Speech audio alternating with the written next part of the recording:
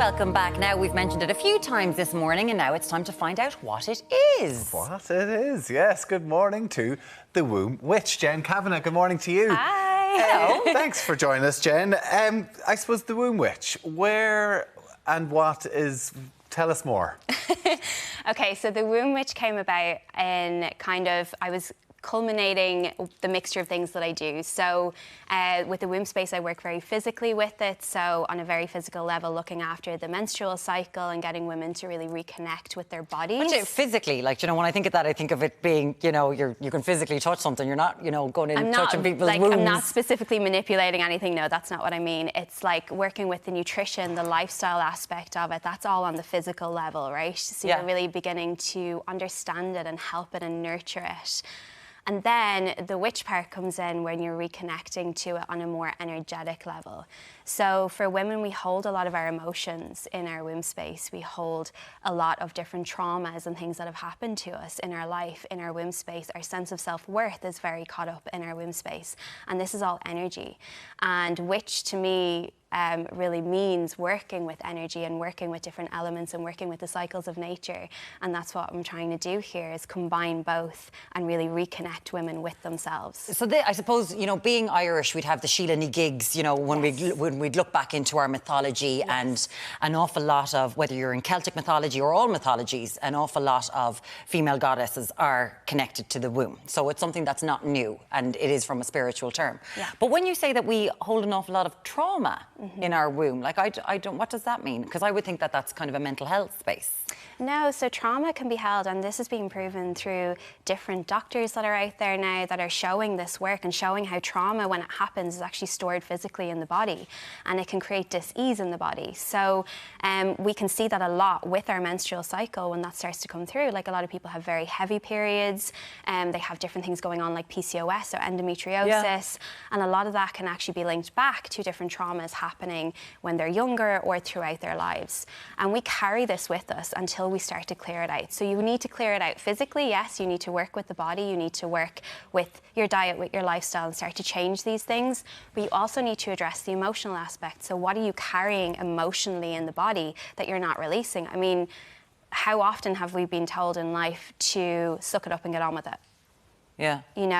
Every single time you do that, you're pushing down your emotions. You're not allowing yourself to feel anything. And then it just starts to build up, build up, build up. So and what do you suggest instead? So instead, you've got to feel as you go along, right? So you've got to start getting back in touch with your emotions. And probably the best way to do that is just giving yourself a little bit of space every single day to start checking in with how you're feeling. And that's what I do. It's the very first thing that I'll encourage clients to do. Okay. So cycle syncing, that's something that kind of has been mentioned throughout the morning. How important is that? Well, what is it? How do people do it? What is cycle syncing? So cycle syncing is being able to understand the different stages of your menstrual cycle as a woman and working with them to support it. So we've all grown up as women thinking that PMS is normal, right? Yeah. So having different symptoms in the lead up to your period, having a very bad or heavy period, being like, really moody, all this kind of stuff, it's not actually real. It doesn't actually have to happen, right? So we can help ourselves by understanding the different stages of our cycles. So we've got 4 unique stages that we go through every single month. Yeah. And they are I love to call them like the seasons. So it's like spring, summer, autumn and winter, right? Okay. So your spring would be your follicular phase. So when you're just coming out of your bleed into the first stage, then you go into ovulation, which is your summer. So if you think of your energy levels during this time, you'll always find that you have a lot more energy. You are happy, clappy, it's a good time. You want to socialise, you want to be out and about. And then you come back into your autumn, which is usually the longest phase of your cycle as well. So the first half of that, you might still have a good bit of energy, but then you start to move into the second half and you're like, I really want to start stepping back into my own space. And then you've got your winter, which is when you bleed.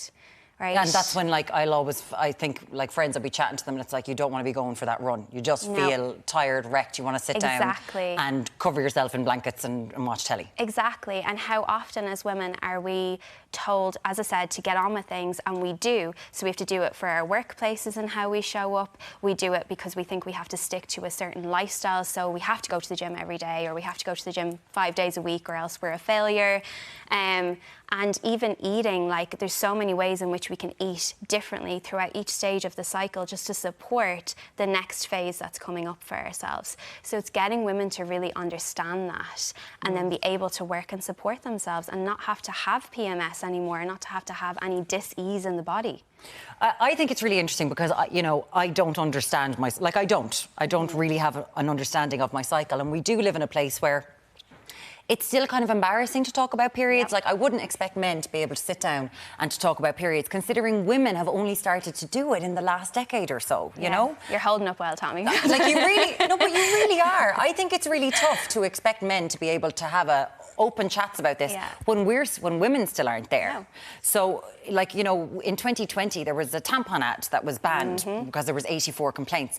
So do you think that it's going to take time, but that we should, even just women amongst themselves, being able to have a chat? I certainly can talk to my mates about it, but that we open it up so as that we talk to our partners more about it, and that we just don't try to hide it. Exactly, and why should we try to hide it? That's part of, encouraging the shame around it.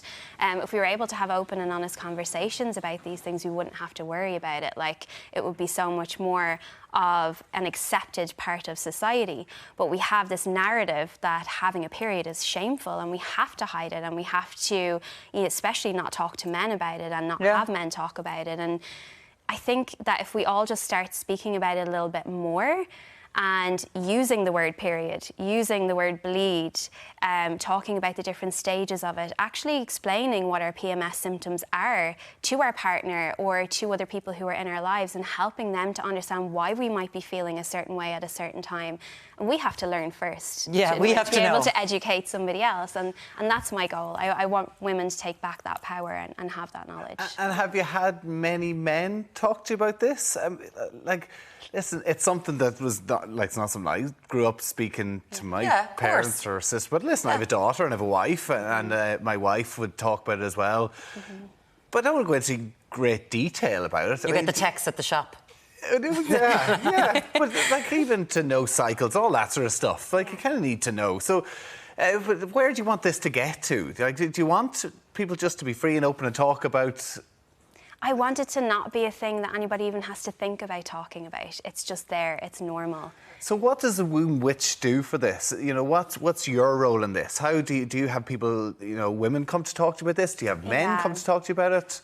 How does that work? So my job is as a space holder, so I can't do the work for you. You have to come and I will help you, I will guide you, I will give you the knowledge and the wisdom to be able to work with yourselves. I help you with providing tools that you can use in order to try and reconnect with yourself. To do what now? To try and open up to talk about it? Not necessarily just to open up and talk about it, but to actually begin to heal. So to work with your cycle. So you'll learn about how to feed yourself properly. You'll learn about how to work out for your life, for your lifestyle and your life cycle.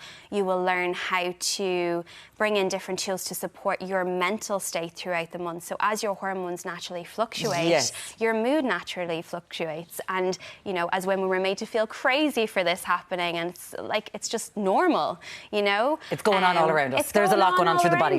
I know that you've got a program called The Feminine Flow, and you're also working with, you want men to get in touch with their femininity. But some of the things that you do like breath work and stuff. Can you explain some of the things that you do? Yeah, so there's different modalities that I would use in order to do this. And probably one of the simplest things that I get people to do every single day is reconnect with themselves, right? Okay. So everybody's always like, I don't have time. You have time to do this. It takes 2 minutes, right? So what do you do? So what I'm going to get you to do is, if you put your feet flat on the floor, I'm going to get you to place your right hand around your womb space or your lower belly for you, Tommy. Okay, grand. Men have an energetic womb space as well, so it's okay. Do we? Yes, there you go now. You do.